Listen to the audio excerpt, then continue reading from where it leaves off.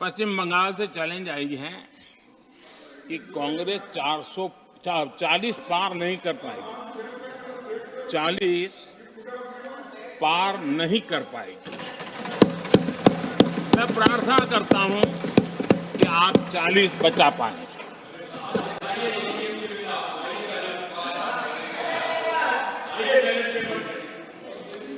आदरणीय सभापति जी, हमको बहुत सुनाया गया है और हमने सुना है। लोकतंत्र में आपका कहने का अधिकार है और हमारी सुनने की जिम्मेवारी है। और आज जो भी बातें हुई हैं उसको मुझे देश के सामने रखनी चाहिए और इसलिए मैं प्रयास करूंगा। आदरणीय सभापति जी, ये जब सुनता हूं, उधर भी सुना इधर भी सुना, मेरा विश्वास पक्का हो गया है कि ये पार्टी सोच से भी आउटडेटेड हो गई है।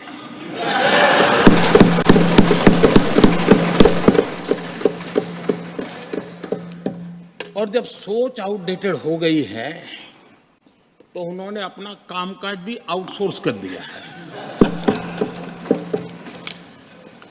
देखते ही देखते इतना बड़ा दल, इतने दशकों पर तक देश पर राज करने वाला दल, ऐसा पतन, ऐसी गिरावट, हमें खुशी नहीं हो रही है। हमारी आपके प्रति संवेदनाएं हैं, लेकिन डॉक्टर क्या करेगा जी? पेशेंट खुद आगे क्या बोलूं?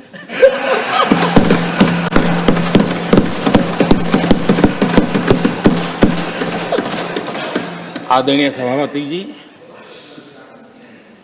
ये बात सही है कि आज बहुत बड़ी बड़ी बातें होती हैं, सुनने की ताकत भी खो चुके हैं। लेकिन मैं तो देश के सामने बात रखने के लिए जरूर कहूंगा, जिस कांग्रेस ने सत्ता के लालच में सरेआम लोकतंत्र का गला घोंट दिया था, जिस कांग्रेस ने दर्जनों बार लोकतांत्रिक तरीके से चुन करके आई सरकारों को रातों रात भंग कर दी थी, बर्खास्त कर दिया, जिस कांग्रेस ने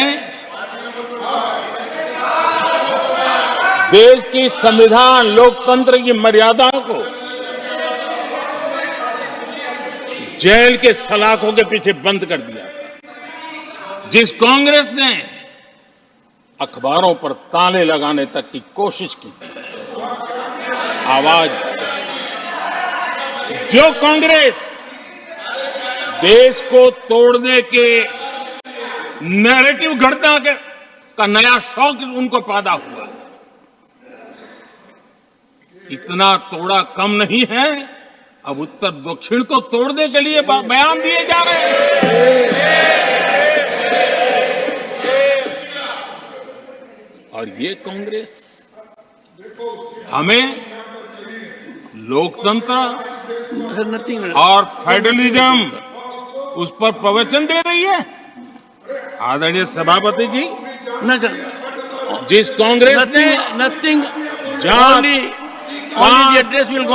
और भाषा के नाम पर देश को बांटने में कोई कसर नहीं छोड़ी, जिस कांग्रेस ने आतंकवाद और अलगाववाद को अपने हित में पनपने दिया, जिस कांग्रेस ने नॉर्थ ईस्ट को हिंसा, अलगाव और पिछड़ेपन में धकेल दिया, जिस कांग्रेस के राज में नक्सलवाद के लिए देश के लिए एक बहुत बड़ी चुनौती बनाकर के छोड़ दिया, जिस कांग्रेस ने देश की बहुत बड़ी जमीन दुश्मनों के हवाले कर दी, आजादी के बाद से ही कंफ्यूज रही, उनको उद्योग जरूरी है कि खेती जरूरी है, उसी कंफ्यूजन में गुजारा किया। जो कांग्रेस तय नहीं कर पाई कि नेशनलाइजेशन करना है कि प्राइवेटाइजेशन करना है, उलझती रही। जो कांग्रेस 10 वर्ष में 12 नंबर से 11 नंबर पर आर्थिक व्यवस्था ले आ पाई, 10 साल में 12 से 11 नंबर। और आप 12 से 11 आने में बहुत मेहनत नहीं पड़ती है। जैसे जैसे आगे बढ़ते हैं तो मेहनत और बढ़ती है। हम 10 साल में 5 नंबर पे ले आए। और ये कांग्रेस हमें यहां आर्थिक नीतियों पर लंबे लंबे भाषण सुना रही है। आदरणीय सभापति जी, जिस कांग्रेस ने ओबीसी को पूरी तरह आरक्षण नहीं दिया, जिसने सामान्य वर्ग के गरीबों को कभी आरक्षण नहीं दिया, जिसने बाबा साहब के बजाय बाबा साहब को भारत रत्न देने योग्य नहीं माना, अपने ही परिवार को भारत रत्न देते रहे, जिस कांग्रेस ने देश की गली सड़कों चौक चौराहे पर अपने ही परिवार के नाम के पाठ जड़ दिए हैं, वो हमें उपदेश दे रहे हैं। वो हमें सामाजिक न्याय के पाठ पढ़ा रहे हैं। आदरणीय सभापति जी, जिस कांग्रेस के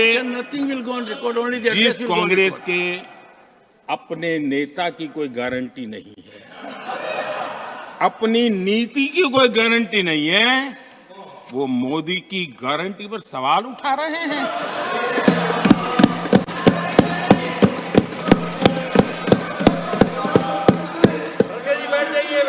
आदरणीय सभापति जी, आदरणीय सभापति जी, यहां एक शिकायत थी।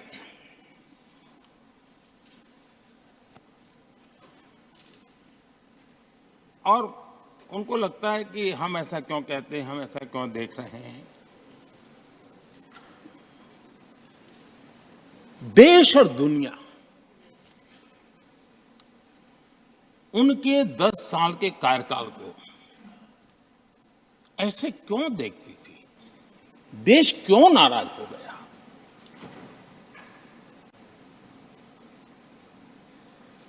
इतना गुस्सा देश को क्यों आया? आदरणीय सभापति जी, हमारे कहने से सब नहीं हुआ है।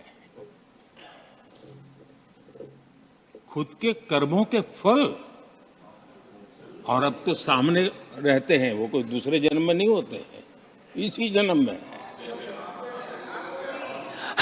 आदरणीय सभापति जी, कुछ हम किसी को बुरा नहीं कहते, हमें क्यों बुरा कहना चाहिए? जब उन्हीं को लोगों ने बहुत कुछ कहा हो तो मुझे क्या कहने की जरूरत है? मैं एक वक्तव्य सदन के सामने रखना चाहता हूं।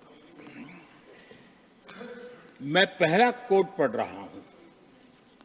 सदस्यगण जानते हैं, ये कोटेशन है। सदस्यगण जानते हैं कि हमारी ग्रोथ धीमी हो गई है और फिस्कल डेफिसिट बढ़ गया है। महंगाई दर बीते 2 वर्षों से लगातार बढ़ रही है। करंट अकाउंट डेफिसिट हमारी उम्मीदों से कहीं अधिक हो चुका है। ये कोट मैंने पढ़ा। ये किसी भाजपा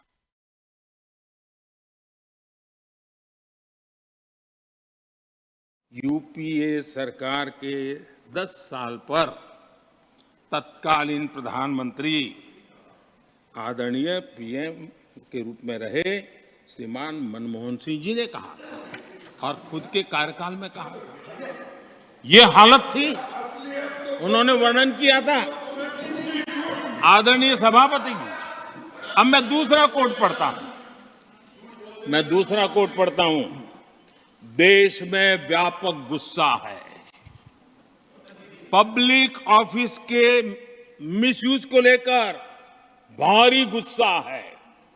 इंस्टीट्यूशंस का मिसयूज कैसे होता था ये उस समय ये भी मैंने नहीं करा, ये उस समय के प्रधानमंत्री पद पर डॉक्टर मनमोहन सिंह जी कह रहे थे। उस समय भ्रष्टाचार को लेकर पूरा देश सड़कों पर था, गली गली में आंदोलन चल रहे थे। अब मैं तीसरा कोट पढ़ूंगा।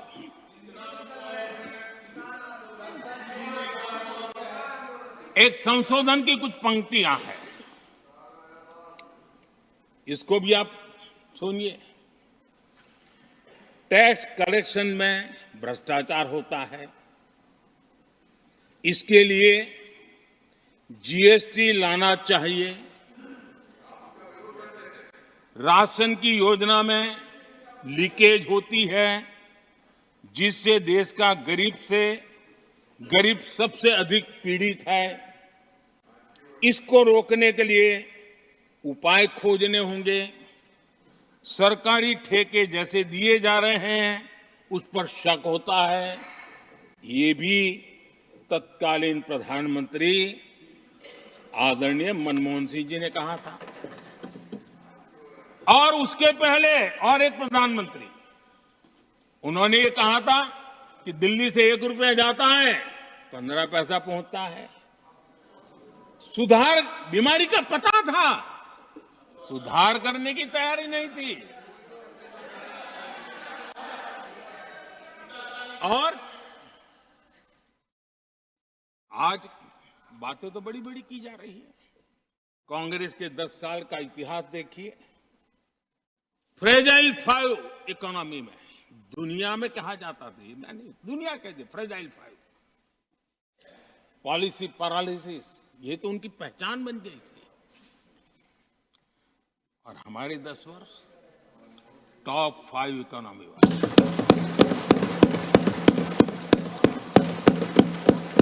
हमारे बड़े और निर्णायक फैसलों के लिए 10 साल याद किए जाए। आदरणीय सभापति जी, हम उस कठिन दौर से बहुत मेहनत करके, सोच समझ करके देश को संकटों से बाहर लाए हैं। ये देश ऐसे ही आशीर्वाद नहीं दे रहा है। आदरणीय सभापति जी, यहां सदन में अंग्रेजों को याद किया गया। Unbecoming conduct, please continue. No please please. आदरणीय सभापति जी, इस सदन में अंग्रेजों को याद किया गया। अब राजा महाराजाओं का तो अंग्रेजों के साथ गहरा नाता रहा था उस समय, तो अब मैं जरा पूछना चाहता हूं कि अंग्रेजों से कौन इंस्पायर्ड था। मैं तो ये तो नहीं पूछूंगा कि कांग्रेस पार्टी को जन्म किसने दिया था, ये तो मैं नहीं पूछूंगा।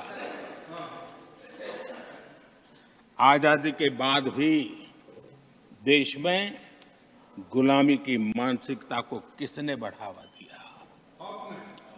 अगर आप अंग्रेजों से प्रभावित नहीं थे तो अंग्रेजों की बनाई दंड संहिता, पिनल कोड, आपने क्यों नहीं बदली? आदरणीय सभापति जी, अगर आप अंग्रेजों से प्रभावित नहीं थे तो अंग्रेजों के जमाने के सैकड़ों कानून क्यों चलते रहे? आप अगर अंग्रेजों से प्रभावित नहीं थे तो लाल बत्ती कल्चर, ये लाल बत्ती कल्चर इतने दशकों बाद भी क्यों चलता है? अगर आप अंग्रेजों से प्रभावित नहीं थे तो भारत का बजट शाम को 5 बजे इसलिए आता था क्योंकि ब्रिटिश पार्लियामेंट का सुबह शुरू होने का समय होता था। ये ब्रिटेन की पार्लियामेंट के समय के अनुकूल शाम 5 बजे बजट की परंपरा क्यों चलाए रखी थी आपने? कौन अंग्रेजों से इंस्पायर था? पर आप अंग्रेजों से प्रेरित नहीं थे तो हमारी सेनाओं के चिन्हों पर आज भी गुलामी के प्रतीक अब तक क्यों बने हुए थे, हम एक के बाद एक हटा रहे हैं। अगर आप अंग्रेजों से प्रेरित नहीं थे तो राजपथ को कर्तव्य पथ बनने के लिए मोदी का इंतजार क्यों करना पड़ा। आदरणीय सभापति जी, अगर आप अंग्रेजों से प्रभावित नहीं थे तो अंडमान और निकोबार इन द्वीप समूहों पर आज भी अंग्रेजी सत्ता के निशान क्यों लटके पड़े थे। आदरणीय सभापति जी, अगर आप अंग्रेजों से प्रभावित नहीं थे तो इस देश के सेना के जवान देश के लिए मन मिटते रहे, लेकिन देश के जवानों के सम्मान में एक वॉर मेमोरियल तक आप बना नहीं पाए थे। क्यों नहीं बनाया? अगर आप अंग्रेजों से इंस्पायर्ड नहीं थे, प्रभावित नहीं थे, तो भारतीय भाषाओं को हीन भावना से क्यों देखा?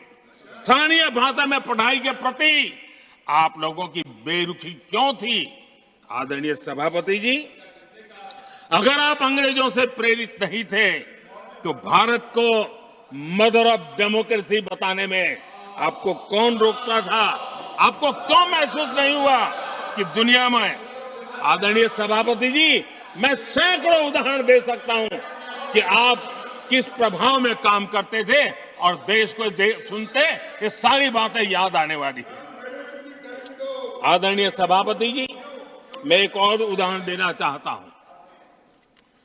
कांग्रेस ने नैरेटिव फैलाया और इस नैरेटिव का परिणाम क्या हुआ कि भारत की संस्कृति और संस्कारों मानने वाले लोगों को बड़े हीन भाव से देखा जाने लगा, ढकियानों से मानने लगा गया, और इस प्रकार से एक हमारे अतीत के प्रति अन्याय करने की नौबत आई। अपनी मान्यताओं को गाली देते हैं, अपनी अच्छी परंपराओं को गाली देते हैं, तो आप प्रोग्रेसिव हैं। इस प्रकार के नैरेटिव गढ़े जाने लगे देश में, और उसका नेतृत्व कहां होता था ये दुनिया भली भांति जानती है। दूसरे देश से आयात करना, उसको गर्व का, और भारत की कोई चीज है तो दूसरे दर्जे की है, ये स्टेटस बना दिया गया था।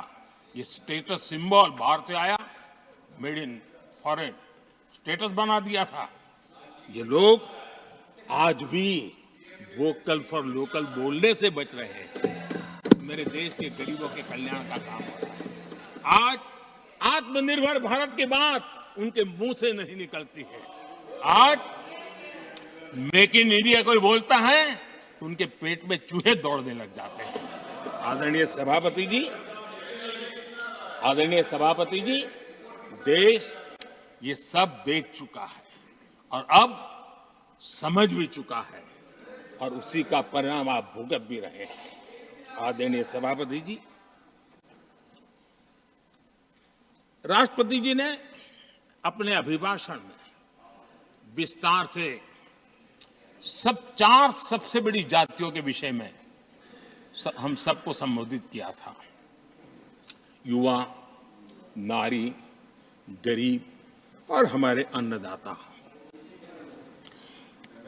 हम जानते हैं इनकी समस्याएं ज्यादातर एक समान है, उनके सपने भी एक समान है, और उसके समाधान अगर करने हैं तो थोड़ा 19-20 का फर्क पड़ेगा, लेकिन इन चारों वर्गों के समाधान के रास्ते भी एक ही हैं। और इसलिए उन्होंने बहुत ही उपयुक्त रूप से राष्ट्र का मार्गदर्शन किया है कि इन चार स्तंभों को मजबूत करिए, देश विकसित भारत की तरफ तेज गति से आगे बढ़ेगा।